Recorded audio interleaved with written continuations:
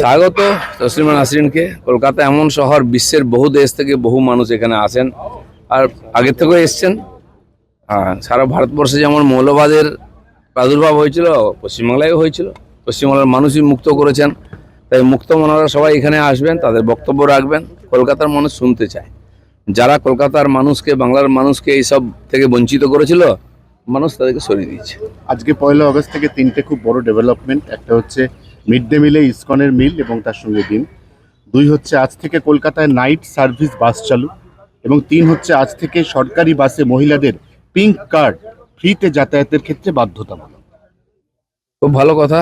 সরকারের যে অ্যাচিভমেন্ট, মাননীয় মুখ্যমন্ত্রী কথা দিয়েছেন, আমাদের ম্যানিফেস্টোতেও ছিল মহিলাদের জন্য বিশেষ ব্যবস্থা এবং জীবনযাত্রাকে গতিশীল করতে। আজ কলকাতা এমন একটা শহর, সারা দিন রাত লোকে এখানে কাজ করেন, যান। আইটি সেক্টর থেকে অন্যান্য ডিপার্টমেন্টে কাজ চলছে। আমরা চাই দিন রাত মানুষ কাজ করুক এবং প্রগতি হোক। মহিলাদের রাস্তায় বেরোনো, রাত্রে অফিস করা বন্ধ করে দিয়েছিল সরকার। কোন দিকে? মধ্যযুগের দিকে নিয়ে যাচ্ছিল। তো আজকে বিশ্বের সঙ্গে তাল মিলিয়ে যদি চলতে হয়, এগুলো আমাদের করতে হবে। সরকার ক্ষমতায় এসেই পরপর এই ধরনের স্টেপস নিচ্ছে। পরিবর্তনের বাংলায় ফসিল হয়ে যাওয়া একাধিক মেট্রো প্রজেক্ট, এর মধ্যে পিঙ্ক মেট্রো, যেটার বহুদিনের প্রত্যাশা। কলকাতা থেকে একটা মেট্রোয় কল্যাণী পর্যন্ত যাওয়া যাবে, এটা হচ্ছে টোটাল প্রজেক্ট। এই প্রজেক্টটা নতুন করে হিমঘর থেকে এই সরকারের জমানায় বেরোলো এবং আশার আলো। দেখুন, প্রজেক্ট, পাথর গেঁথে দেওয়া, এগুলো তো আমরা দেখছি 50 বছর ধরে। কাজ কিন্তু এগোয় না। বাংলায় মানে ভারতবর্ষের একদম প্রথমে বোধহয় মেট্রো কলকাতায় শুরু হয়েছিল, সেই 80 সালের দিকে। কত বছর হয়ে গেল? 40-42 বছর হয়ে গেল। কলকাতায় মেট্রো কতটা সম্প্রসারিত হয়েছে? কেন হয়নি? ওদিকে এতদিনে বারুইপুর, এদিকে কল্যাণী হয়ে যাওয়া উচিত ছিল, কিন্তু হয়নি। আজ সেটা করতে হবে। অথচ দিল্লি থেকে আরম্ভ করে একাধিক শহর, আজ তো 50 বেশি শহরে মেট্রো চলছে। সেখানে দেখুন 10 বছরের মধ্যে মেট্রো কোথা থেকে কোথায় পৌঁছে গেছে। সমাজ জীবনকে গতিশীল করার জন্য আধুনিক ব্যবস্থা গ্রহণ করা উচিত। এখানে রাজনীতি হয়েছে। মেট্রো রেডি হয়ে যাওয়ার পরেও চিংড়িঘাটায় জয়েন করতে দেওয়া হয়নি, ইচ্ছাকৃত, খালি রাজনীতির কারণে। তো আজকে তার ফলে কি হলো? ওনারা তো গেলেন, পশ্চিমবাংলার ভবিষ্যৎকে বিগড়ে দিয়ে গেছেন। তো আমাদের সরকার সেটাকে উদ্ধার করার চেষ্টা করছে। দুর্গাপুরে, বর্ধমানে লুকিয়ে আছে জঙ্গি। গত বছর থেকে সারা দেশে জনগণনা শুরু হয়েছে, জুন থেকে। এখানকার সরকার ইচ্ছা করে অনুমতি দেয়নি, যাতে এই যে 91 লক্ষ নাম বাদ গেছে, এরা যাতে ভোটার হিসেবে থেকে যায়। তা সত্ত্বেও বাঁচাতে পারেননি। তো এমনিতে জনগণনা 11 সালে হয়েছিল। আজকে কত বছর হলো? 25 বছর, 15 বছর হয়ে গেছে। অনেক কিছু পাল্টে গেছে। তার তথ্যই সরকারের কাছে নেই। সমস্ত যোজনা ফেল হবে এই জন্য। তো সেটা আমরা সরকারে এসেই অনুমতি দিয়েছি এবং চালু হয়ে যাচ্ছে। মুখ্যমন্ত্রীর লাইফ থ্রেট, মুখ্যমন্ত্রীর লোকেশন এবং তার সমস্ত ডিটেল নেওয়া লস্কর জঙ্গি, সেই লুকিয়ে রয়েছে বর্ধমানের রেনেসায় অভিজাত আবাসনে। দেখুন, ভারতবর্ষে কোথায় 50 বছর ধরে এই টেরোরিজমের বিরুদ্ধে লড়াই করছি আমরা, এবং ক্ষতবিক্ষত হয়েছে। এর আগে সরকারগুলো সমঝোতা করে নিয়েছিল টেরোরিজমের সঙ্গে। যে পাকিস্তান স্পন্সর টেরোরিজম, সে পাকিস্তানের সঙ্গে চিঠি চাপাটি চলতো, প্রেমপত্র যেত, কোনো অ্যাকশন হয়নি। আমাদের সরকার আসার পরে টেরোরিজমের যেখানে গড়, আঁতুল ঘরে আমরা গিয়ে সার্জিক্যাল স্ট্রাইক করেছি।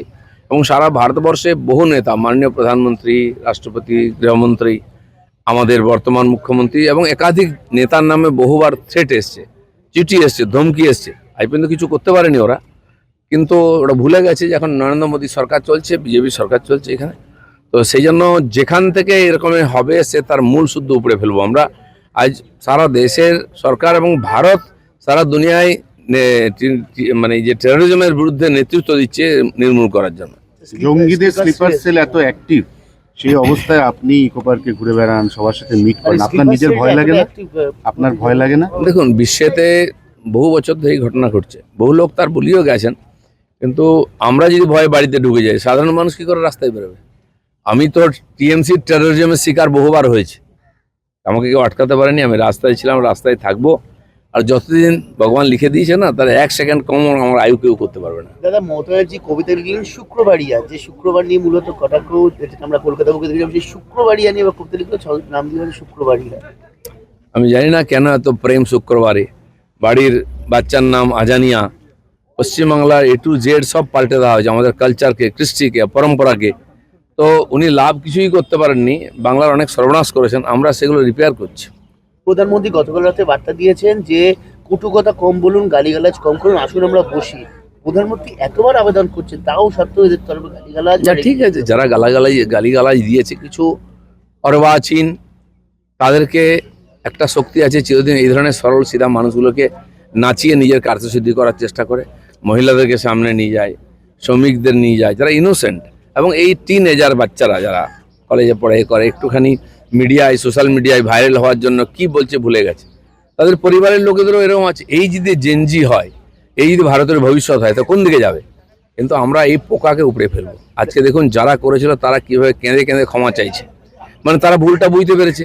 এই যে একটা মাঝখানে কদিন উৎপাত হলো, ভারতবর্ষের আন্দোলনকে কলুষিত করলো যারা, আমি তো বলি বাচ্চারা তো আছেই, কোর্ট বলেছে 18 বছরের নিচে তার বিরুদ্ধে ব্যবস্থা নেওয়া যাবে না, কিন্তু যারা ওর পিছন থেকে করেছে সবাইকে টেনে বার করতে হবে এবং আইনের সামনে আনতে হবে। তার দুটো প্রশ্ন, মিনার মণ্ডলের সম্পত্তির এই যে উদ্ধারে তবে ক্ষতিগ্রস্ত, ইডি এবার নিয়ে প্রশ্ন শুরু করলো, কাগজপত্র ক্ষতিগ্রস্ত শুরু করলো ইডি তরফে।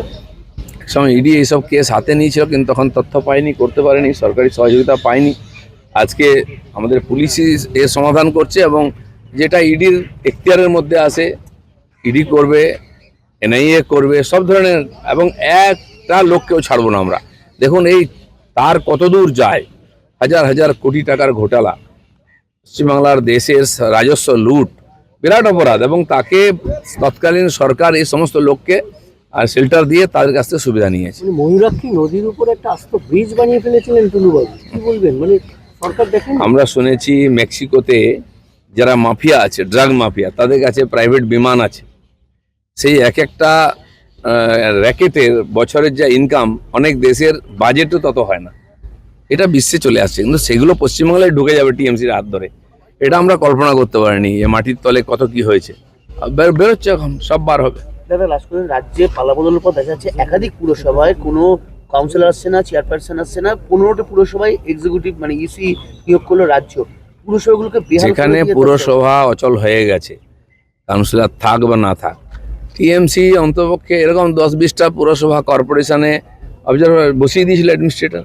দুর্গাপুরে, হাওড়ায় কর্পোরেশন 8 বছর হয়ে গেছে, 10 বছর ইলেকশনই হয় না, তো বাকিগুলো তো তারা নিজেরাই অচল করেছে। কিন্তু সরকার তো চুপ করে বসে থাকবে না। যেমন পঞ্চায়েতে আমরা আইন পরিবর্তন করেছি এই অচল অবস্থা কাটাবার জন্য, ঠিক মিউনিসিপ্যালিটিতেও অবজারভার বসিয়ে সেখানকার অ্যাডমিনিস্ট্রেটিভ কাজ চলবে।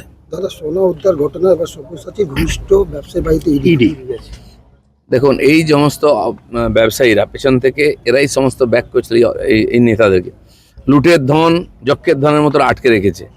আপনারা ভাববেন না যে ছাড় পেয়ে যাবে, পুলিশের একটা ক্যাপাসিটি আছে, পুলিশকে অনেক কাজ করতে, আইন শৃঙ্খলা ঠিক করতে হচ্ছে, এদের জন্য আলাদা করে আবার তদন্তের জন্য সময় দিতে হচ্ছে, কিন্তু সব চলছে একসঙ্গে। আরও রিক্রুটমেন্ট হবে, ম্যান পাওয়ার বাড়বে, তখন দেখবেন তদন্তও গতি পাবে।